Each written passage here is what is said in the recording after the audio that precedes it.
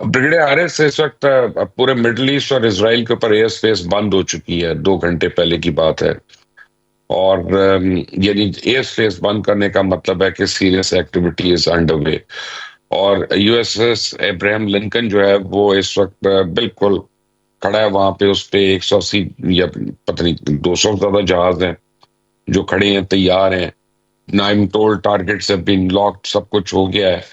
لگتا تو یہ ہے کہ اب ایران کے اوپر حملہ اب امیوننٹ ہے، تو اس باری یہ جنگ لمبی چلے گی، جلدی رک جائے گی، اور ایران کا جواب کیا ہوگا اور کیسے ہو سکتا ہے؟ دیکھیں، ایک تو بہت ہی انفارچونیٹ ہوگا اگر امریکہ ڈیسائیڈ کرتا ہے کہ ایران میں حملہ کرنے کی۔ there is no plausible reasons, no legitimate reasons.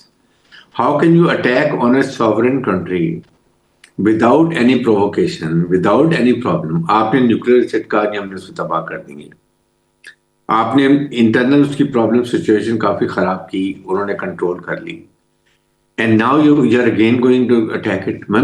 آپ کو where is United Nations؟ United nation سے چھٹی پہ کیا ہوا؟ کہاں پر یہ ممالک ہیں؟ وہ کہتے ہیں مجھے یونائٹڈ نیشن کوئی کرنی، I don't bother international law۔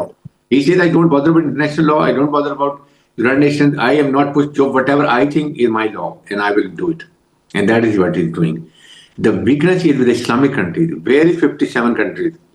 Have 57 countries ایک دفعہ اجلاس ان کو ہوا ہے کہ if this happens ہماری رسپانس کیا ہوگی؟ آئی ڈونٹ تھنک اٹیک کر دینا ہے، آپ ایٹ لیسٹ اسے ہم یہ 3-4 ایکشنز کر سکتے ہیں and we will do it. We will not let any Israel flight going through Arab air space.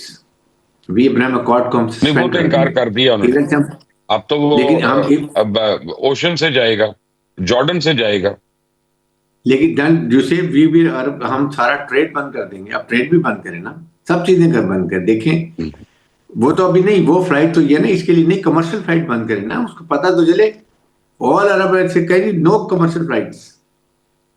Economic تو آپ کام کر سکتے ہیں، آپ اگر اپنی اسٹرینتھ ابھی نہیں شو کریں گے تو you are gone, one by one they are going to sort you out. Iran is the only ایک جو رہ گئی ہے یہ کنٹری جو ریزیلینٹ ہے، اور یہ جنگ اس کے بعد اسرائیل یہ ایران چھوڑے گا نہیں۔ ابھی تو انہوں نے لاسٹ ٹائم تو کافی اسرائیل کا نقصان کیا تھا، اس بار بہت کریں گے۔ انہوں نے بھی یہ بچے تھے انہوں نے پوری تیاری کر کے رکھی ہوگی، ہائپر سونک ہے، سپر سونک ہے، ان کو سارے میزائل انہوں نے رکھے ہوئے ہیں ان کے ملک میں۔ نو کہ انہوں نے بہت زیادہ موساد کا اور راک کا اور یہ سارا چیز کا وہاں جال پھیلایا ہوا ہے، لیکن still that nation is very resilient. یہ it's not like Iraq, it's not like Libya, it's not like Syria کہ وہاں پر آپ جائیں گے اور جو مرضی کر لیں گے۔ They are fighters. اور پاکستان کو بہت بڑا اس کے افیکٹ ہوگا۔ پاکستان نے بڑا اسٹرانگ اسٹیپ لیا اور ہمیشہ اعلان بہت اچھا کیا ایران کے بارے میں تھرو آؤٹ، لیکن ابھی بھی پاکستان کو یہ ان کو اگر یہ ابھی بھی ہمارے پرائم سے یہ فیلڈ مارشل کی بات سنی ہے، they must tell them what اس کے افیکٹ کیا ہوں گے تھے۔ سوچیں اگر اسرائیل کا افیکٹ یہاں تک آ جاتا ہے سیستان تک، تو where is Balochistan and where is Gwadar and what is next we can well imagine. اس لیے میں یہ کہہ رہا ہوں کہ یہ اسلامک کنٹری کو سوچنے اپنی آنکھیں نہیں بند کریں کبوتر کی طرح۔ One by one they taking on half of Saudi Arab, half of Middle East شامل ہے اس کے گریٹر اسرائیل کے اندر۔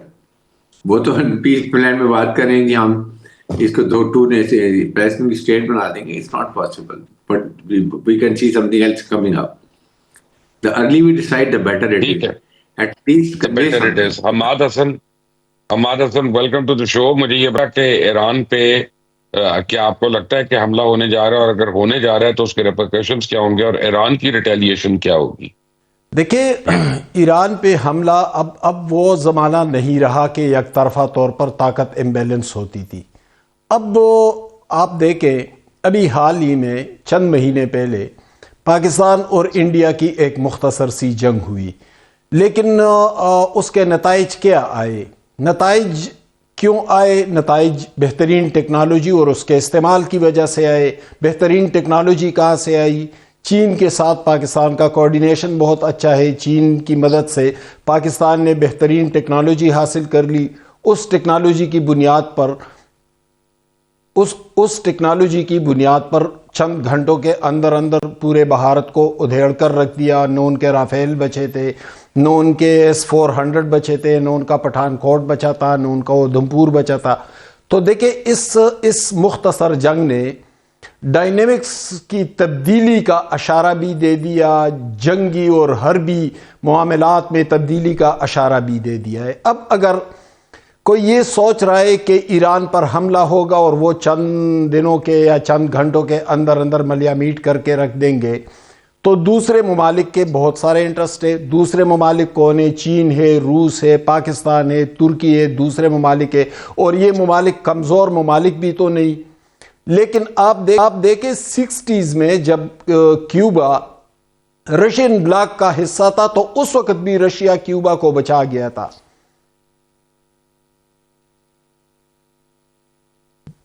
جی مبشر صاحب، آپ مجھے سن پا رہے ہیں؟ جی آ رہی ہے، میں سن رہا ہوں، آپ کی بات سن رہا ہوں میں.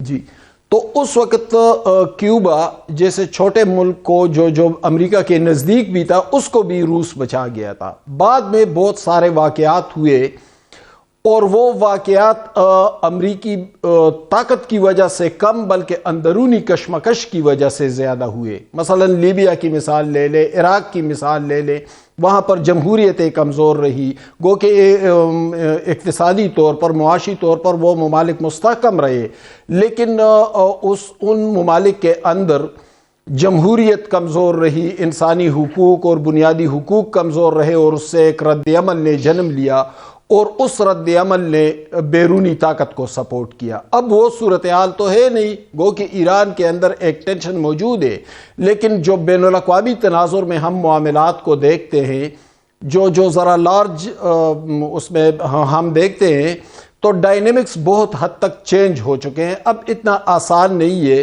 کہ امریکہ جائے اور کسی ملک کو ملیامیٹ کر کے رکھ دے. عماد صاحب یہ بتائیں کہ ایران کیا کرے گا؟ کہ وہ امریکہ پہ تو حملہ کر نہیں سکتا، پھر وہ کیا کرے گا؟ ایران، دیکھیں ایران پہ ابھی حال ہی میں اسرائیل نے حملہ کیا تھا، تو ایران کی دفاعی پوزیشن اتنی کمزور بھی تو نہیں رہی، تھوڑا بہت تو انہوں نے دکھایا بھی ہے. دوسری بات یہ کہ اب اگر ایران یا افغانستان میں امریکی مداخلت ہوتی ہے تو بالکل چین کے دروازے پر آ کر بیٹھ جائیں گے. پھر چین، روس، پاکستان، ترکی، ان تمام ممالک کے جغرافیائی حوالے سے، اسٹریٹجک حوالے سے مفادات بھی مشترک ہیں. تو اتنے دور آنا یا یہاں پر بیٹھ جانا، اب امریکہ کی یقیناً ایک طاقت ہے امریکہ کے ہاں، وہ خصوصاً ٹیکنالوجی کی طاقت بھی ہے، معاشی طاقت بھی ہے، لیکن انہیں دوسرے ممالک کو بھی دیکھنا پڑے گا کہ ان کی طاقت کیا ہے، ان کے مفادات کے ساتھ کیا تصادم ہو رہا ہے، اور اس تصادم سے بچنے کے لیے یا اپنے مفادات کو بچانے کے لیے وہ اپنی طاقت، اپنی ٹیکنالوجی اور اپنی اسٹریٹجی کو کس طرح استعمال کریں گے. میں نے تو آپ سے پہلے بھی کہا کہ ابھی حال ہی میں پاک انڈیا جنگ نے اس نقشے کو واضح کر دیا ہے.